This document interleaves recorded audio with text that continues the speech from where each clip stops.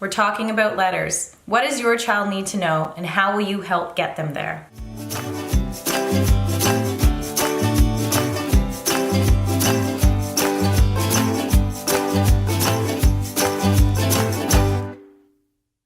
My advice to you is to start with uppercase letters. Lots of books employ uppercase letters, especially on the cover. So a few of you will laugh that I have this one in my hand. We had a little discussion about Goodnight Moon earlier this week. But look, Goodnight Moon, all uppercase letters on the cover.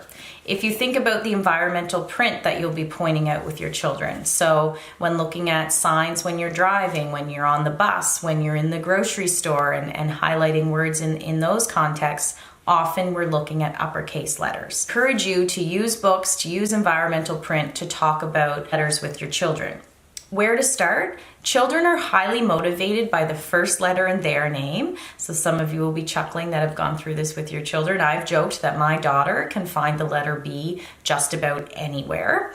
And then you're going to move on to the other letters in their name. What this allows them to do is quickly have a word that they can spell on their own. So children with a shorter name, they have a little bit of an advantage over the ones that have to learn many letters, but it is very motivating for children to write their own name. So if you can move to the letters in their name after the first one, that's a great place to start. The other thing is children love to know the first letters in the family members that are around them. So often in the context of the work I do, I'm hearing about M and D for mom and dad, and then I'm hearing all sorts of random letters that are the first letter in their parent's name.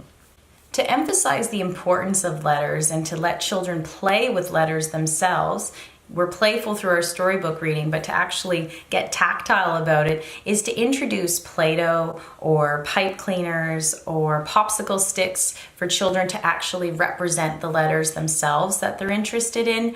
You know that I am a big fan of magnet letters and manipulating them on whether it's on the refrigerator or using a cookie sheet as a magnetic surface so that they can organize letters into their name or other words, again, that they're interested in.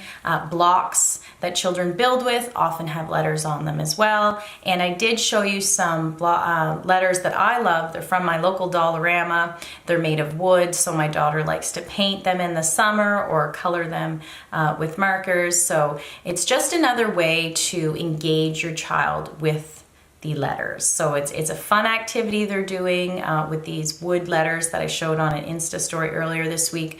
We actually made her name and then put them on a block of wood that she could use to represent in her room on her dresser that, you know, this is Beau's room. So representing and using the letters in a very playful way, again, you know, is a way for the child to learn the letter name, but also to even go further and understand that letters are used to represent something, that I use letters to represent my name and other words.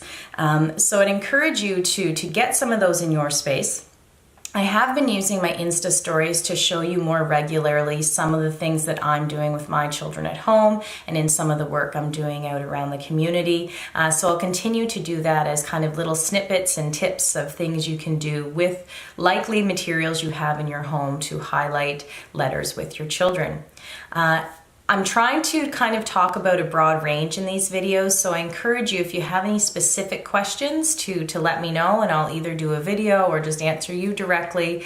But often there's a few of you that have the same questions, so please always send those along, engage with me on the page. You'll find me, as I've mentioned, on Instagram at Erin Scryer and on YouTube as well at Dr. Erin Scryer with these videos and some other tips and tricks for you. So thank you for following along. Hit that subscribe button on YouTube or follow the page on Facebook, and you'll be sure to get my tips. And good luck this week. Happy reading.